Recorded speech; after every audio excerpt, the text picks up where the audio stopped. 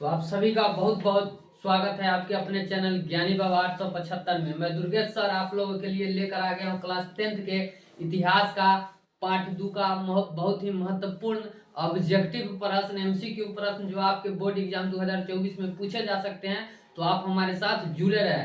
पहले पार्ट का भी वीडियो अपलोड हो चुका है। यदि आपको उस पार्ट का अभी तक नहीं देखे हैं ना यूरोप में राष्ट्रवाद का, तो डिस्क्रिप्शन में लिंक दिया है, उसमें जाकर आप लोग देख सकते हैं। तो आइए बढ़ते हैं बिना देरी किए हुए अपने पहले प्रश्न की ओर ना। रूस में कृषक दास प्रथा का अंत कब हुआ ना। रूस में जो है कृषक दास प्रथा का अंत कब हुआ था? क्या 1861 में हुआ, 1862 में हुआ, 1863 में हुआ या 1864 में हुआ ना। तो आपके पास चार ऑप्शन है। तो आपका जो सही आंसर है वो क्या हो जाएगा? रूस में कृषक दास प्रथा का अंत हुआ था, वो कब हुआ था? 1861 में। तो आपका आंसर क्या हो जाएगा? 1 का ए हो जाएगा। आइए देखते हैं अगला प्रश्न क्या है। रूस में जार का अर्थ क्या होता था ना। रूस में जो है जार का अर्थ क्या होता था? क्या पीने का बर्तन, पानी रखने का बर्तन, रूस का सामंत या रूस का सम्राट ना। तो रूस में जो जार का अर्थ होता था वो क्या होता था? रूस का सम्राट ना। तो आपका जो डी है वो सही आंसर हो जाएगा आपका, रूस का सम्राट। आइए देखते हैं अगला प्रश्न क्या है। कार्ल मार्क्स का जन्म कहाँ हुआ था? कार्ल मार्क्स जो है उसका जन्म कहाँ हुआ था ना। क्या इंग्लैंड में हुआ था, या जर्मनी में हुआ था, या इटली में हुआ था, या रूस में हुआ था? तो आपके सामने चार ऑप्शन है, इसका जवाब क्या हो जाएगा?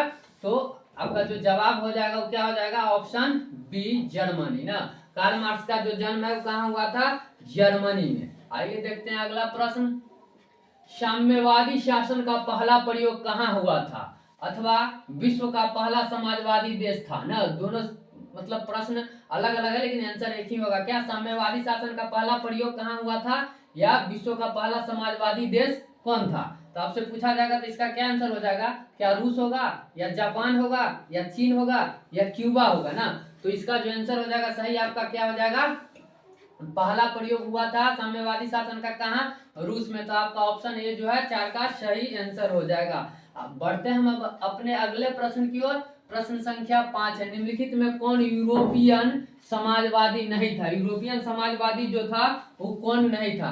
क्या लुई वाला था, या सेंट साइमन था, या कार्ल मार्क्स था? नहीं था पूछ रहा है ना। रॉबर्ट ओवन था। तो नहीं था, तो हमारा आंसर क्या हो जाएगा? ऑप्शन सी कार्ल मार्क्स नहीं था। आइए बढ़ते हैं अगले प्रश्न की ओर। वार एंड पीस किसकी रचना है? दोस्तों यह प्रश्न जो है बहुत ही महत्वपूर्ण है और बहुत बार ही आपके एग्जाम में पूछा जाता है। ठीक है, तो इसका जो देखिए वार एंड पीस किसकी रचना है? क्या कार्ल मार्क्स का है, या टॉलस्टॉय का है, या दोस्तोवस्की की है, या एंजेल्स का है ना। तो इसका जो कौन हो जाएगा? वार एंड पीस किसकी रचना है? तो वार एंड पीस है टॉलस्टॉय की रचना। इसलिए आपका सही आंसर जो हो जाएगा वो कौन सा ऑप्शन हो जाएगा? ऑप्शन बी हो जाएगा। आइए बढ़ते हैं अगले प्रश्न की ओर। प्रश्न संख्या 7। वैश्विक क्रांति कब हुई ना। वैश्विक क्रांति जो हुई थी वो कब हुई थी? क्या फरवरी 1917, नवंबर 1917, अप्रैल 1917, या दिसंबर 1905 में हुआ था ना। तो वैश्विक क्रांति जो कब हुआ था? तो आपका आंसर जो सही हो जाएगा वो क्या हो जाएगा? नवंबर 1917। आपका बी ऑप्शन हो जाएगा आपका राइट आंसर। बढ़ते हैं हम अगले प्रश्न की ओर। अगला प्रश्न क्या है? लाल सेना, 8वां प्रश्न क्या? लाल सेना का गठन किसने किया था? लाल सेना का जो गठन था वो किसने किया था? क्या कार्ल मार्क्स ने किया, या स्टालिन ने किया, या ट्रॉट्स्की ने किया, या केरेंस्की ने किया? तो लाल सेना का गठन कौन किया था बता सकते हैं?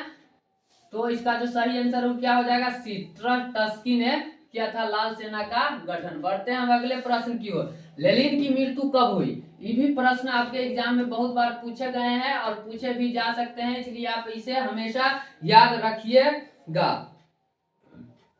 लेनिन की मृत्यु जो है कब हुई थी ना। क्या 1921 में हुआ, 1922 में हुआ, 1927 में हुआ, या 1924 ईस्वी में हुआ ना।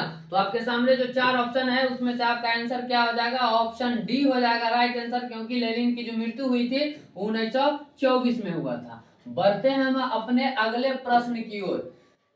ब्रेस्ट लिटोवस्क की संधि किन देशों के बीच हुई थी ना। ब्रेस्ट लिटोवस्क की संधि जो है वो किन देशों के बीच हुई थी? क्या रूस और इटली के बीच हुआ था, रूस और फ्रांस के बीच हुआ था, रूस और इंग्लैंड के बीच हुआ था, रूस और जर्मनी के बीच हुआ था ना। तो ब्रेस्ट लिटोवस्क की संधि जो है वो किन दो देशों के बीच हुआ था ना। तो आपका जो सही आंसर है वो क्या हो जाएगा, आंसर आपका डी हो जाएगा, रूस और जर्मनी के बीच हुआ था। ठीक है, बढ़ते हैं हम अगले प्रश्न की ओर। रूस का पहला समाजवादी कौन था, रूस का जो पहला समाजवादी था वो कौन था। क्या आपके सामने ऑप्शन है स्टालिन, प्लेखानोव या लेनिन या टोल्स्टॉय ना। तो आपके सामने जो ऑप्शन दिया गया उसमें से कौन हो जाएगा, रूस का पहला समाजवादी कौन था, तो प्लेखानोव था ना। तो आपका सही आंसर जो हो जाएगा बी ऑप्शन हो जाएगा। तो मेरे प्यारे बच्चों, आपको यदि यह वीडियो पसंद आता हो तो ज्यादा से ज्यादा लाइक और शेयर कीजिएगा और चैनल को जरूर सब्सक्राइब कर दीजिएगा।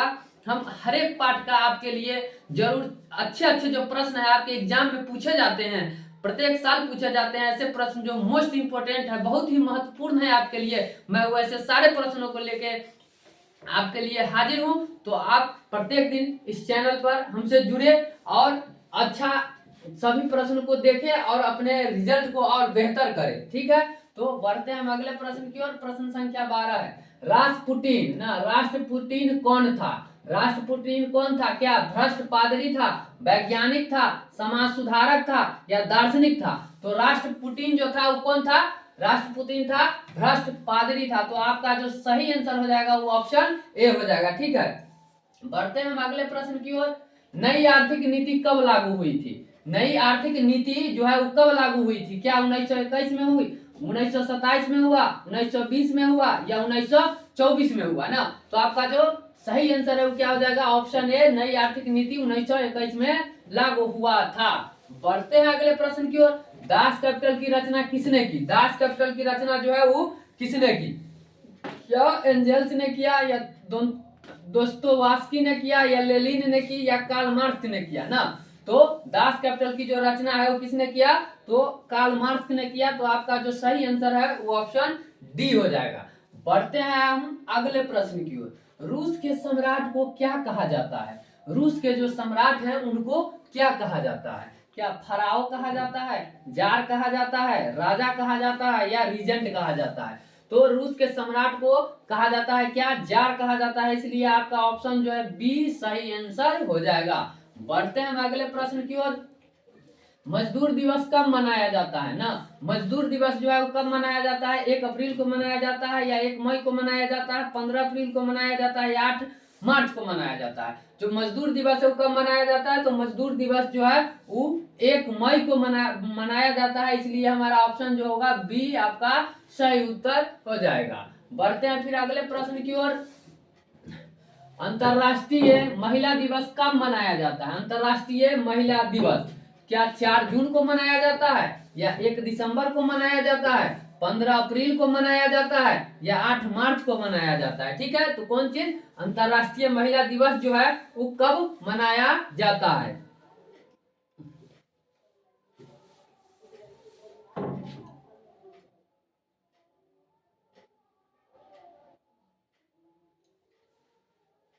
अंतरराष्ट्रीय महिला दिवस जो है वो कब मनाया जाता है, तो आपका सही आंसर क्या हो जाएगा, 8 मार्च हो जाएगा।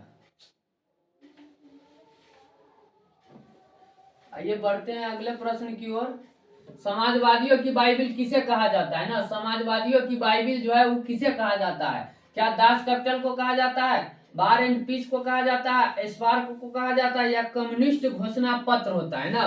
तो 18 का आपका क्या आंसर हो जाएगा, 18 का जो आंसर हो जाएगा वो क्या हो जाएगा, पिछला प्रश्न लगता है गलती कुछ हो गया, 18 का देख लेते हैं हम लोग ना। अंतरराष्ट्रीय महिला दिवस कब मनाया जाता है ना, तो 17 का आपका आंसर हो जाएगा 8 मार्च। ठीक है ठीक है ठीक है, हमको लगा मिस्टेक हो गया कुछ क्या। तो समाजवादियों की बाइबिल किसे कहा जाता है, समाजवादियों की बाइबिल जो है किसको कहा जाता है, तो दास कैपिटल को कहा जाता है। तो आपका ऑप्शन ए हो जाएगा सही आंसर। बढ़ते हैं हम प्रश्न संख्या 19 की ओर।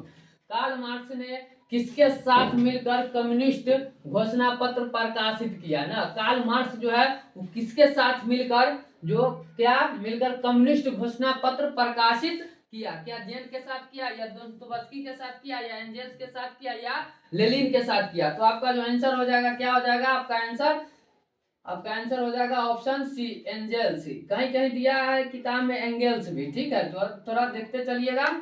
आइए बढ़ते हैं अगले प्रश्न की ओर। जार निकोलस द्वितीय की पत्नी जरीना किस देश की राजकुमारी थी ना। जार निकोलस द्वितीय की पत्नी जो थी जरीना, किस देश की राजकुमारी थी? किस देश की राजकुमारी थी? क्या इटली की थी, या फ्रांस का थी, या ब्रिटेन की थी, या ऑस्ट्रिया की थी? तो जो थी किस देश की थी? तो ब्रिटेन। आपका ऑप्शन सी हो जाएगा राइट आंसर। बढ़ते हैं हम अगले प्रश्न की ओर। साम्यवादी घोषणा पत्र के लेखक थे ना। साम्यवादी जो घोषणा पत्र है उसके लेखक कौन थे? क्या वो मेजनी था, या लेनिन था, निक्सन था, कार्ल मार्क्स और एंगल्स था ना। तो आपका जो सही आंसर हो जाएगा वो कार्ल मार्क्स और एंगल्स हो जाएगा, ऑप्शन डी। बढ़ते हैं हम अगले प्रश्न की ओर। निम्नलिखित में से किसे साम्यवाद के संस्थापक के रूप में माना जाता है ना। साम्यवाद के संस्थापक के रूप में किसे माना जाता है? क्या लेनिन को माना जाता है, स्टालिन को माना जाता है, मेजनी को माना जाता है, या कार्ल मार्क्स को माना जाता है ना। तो इसका जो सही आंसर है क्या हो जाएगा? Karl Marx, option D. आइए बढ़ते हैं अगले प्रश्न की ओर। दास कैपिटल का प्रकाशन किस वर्ष हुआ था? दास कैपिटल जो है उसका प्रकाशन जो है किस वर्ष हुआ था? क्या 1848 में हुआ था, 1864 में हुआ था, 1867 में हुआ था, 1883 में हुआ था? तो दास कैपिटल की जो है रचना कब हुई थी? तो 1867 में हुआ था। तो आपका ऑप्शन जो हो जाएगा सी, सही आंसर। बढ़ते हैं हम अगले प्रश्न की ओर। रूस की बुल्शेविक क्रांति का नेतृत्व किसने किया था ना। रूस की जो बुल्शेविक क्रांति हुई थी उसका जो है नेतृत्व किसने किया था? क्या मेजनी ने किया था, लेनिन ने किया था, स्टालिन ने किया था, या स्टेलिन दो बार लिखा गया है। तो इसका जो हो जाएगा आपका सी डी दोनों मान लीजिए आंसर हो जाएगा ना। दो जगह ऑप्शन में आ गया हुआ है गलती से। आइए देखते हैं अगला प्रश्न। खूनी रविवार किसे कहा जाता है? क्या 1888 ईस्वी के रविवार को, या 1889 ईस्वी के रविवार को, या 1905 ईस्वी के रविवार को, या इनमें से कोई नहीं ना। तो आपका जो सही आंसर हो जाएगा वो क्या हो जाएगा? खूनी रविवार किसे कहा जाता है? तो 1905 ईस्वी के रविवार को, इसलिए आपका ऑप्शन सी हो जाएगा सही आंसर। बढ़ते हैं हम अगले प्रश्न की ओर। अगर यह वीडियो आपको पसंद आता हो तो इसे ज्यादा से ज्यादा लाइक, शेयर और चैनल को सब्सक्राइब करना ना भूलिएगा। हम एक एक पार्ट के, हर एक पार्ट से जो आपके ऑब्जेक्टिव होंगे ना, चाहे वो फिजिक्स हो, केमिस्ट्री हो, मैथ हो, बायोलॉजी हो, सभी विषय के, इतिहास हो ना, भूगोल हो, नागरिक हो, सभी का एक एक विषय का हम आपके लिए ऑब्जेक्टिव लेकर ऐसे ही आते रहेंगे। तो आप इस चैनल को जरूर सब्सक्राइब कर लीजिएगा, हमसे जुड़े रहिए आप अपने एग्जाम तक। यदि आपको अच्छा रिजल्ट लाना है तो एकदम अच्छे से जुड़े रहिए। जो पढ़ाएंगे ना आपके सामने, जो ऑब्जेक्टिव लाते हैं उसी में से आपके एग्जाम में निश्चित रूप से पूछे जाएंगे, ठीक है। तो देखते रहिए। और आइए, बोल्शेविक दल का कार्यक्रम अप्रैल थीसिस किसने लिखा? क्या स्टालिन ने लिखा, मेजनी ने लिखा, लेनिन ने लिखा, या गैरीबाल्डी ने लिखा था? किसने लिखा था? तो ये जो है थीसिस लिखा था कौन? लेनिन था। आपका ऑप्शन सी हो जाएगा सही आंसर। बढ़ते हैं अगले प्रश्न की ओर। रूस में अल्पमत वाला दल क्या कहलाया ना। जो रूस में था वो अल्पमत वाला दल क्या कहलाया? बोल्शेविक कहलाया, या मेंशेविक कहलाया, या सर्वहारा वर्ग कहलाया, या इनमें से कोई नहीं ना। तो आपका सही आंसर क्या हो जाएगा? मेंशेविक, ऑप्शन बी हो जाएगा आपका सही आंसर। बढ़ते हैं हम अगले प्रश्न की ओर। अंतरराष्ट्रीय महिला दिवस की घोषणा किस संस्था ने की थी ना। अंतरराष्ट्रीय जो महिला दिवस है उसकी घोषणा किस संस्था ने की थी ना। तो क्या अंतरराष्ट्रीय महिला, या आयोग संयुक्त राष्ट्र संघ, यूरोपीय संघ, या आसियान किया था ना। तो 28 का आपका कौन सा आंसर हो जाएगा? 28 का जो आंसर हो जाएगा आपका आयोग संयुक्त राष्ट्र संघ ना। आयोग संयुक्त राष्ट्र संघ, यानी ऑप्शन बी हो जाएगा आपका सही आंसर। बढ़ते हैं हम अगले प्रश्न की ओर। प्रश्न संख्या 29 में। रूस में प्रतिनिधात्मक संस्था ड्यूमा का गठन कब हुआ था ना। क्या 1861 में हुआ, 1867 में हुआ, 1905 में हुआ, या 1917 में हुआ ना। कितना में हुआ? 1861 में हुआ, या 1867 में हुआ, 1905 में हुआ, या 1917 में हुआ था? तो आपका आंसर क्या हो जाएगा सही? तो आपका जो राइट आंसर है वो क्या हो जाएगा? 1905 हो जाएगा ना। फिर बढ़ते हैं हम अगले प्रश्न की ओर। प्रश्न संख्या है 30। किस संधि के तहत रूस प्रथम विश्व युद्ध से बाहर हो गया?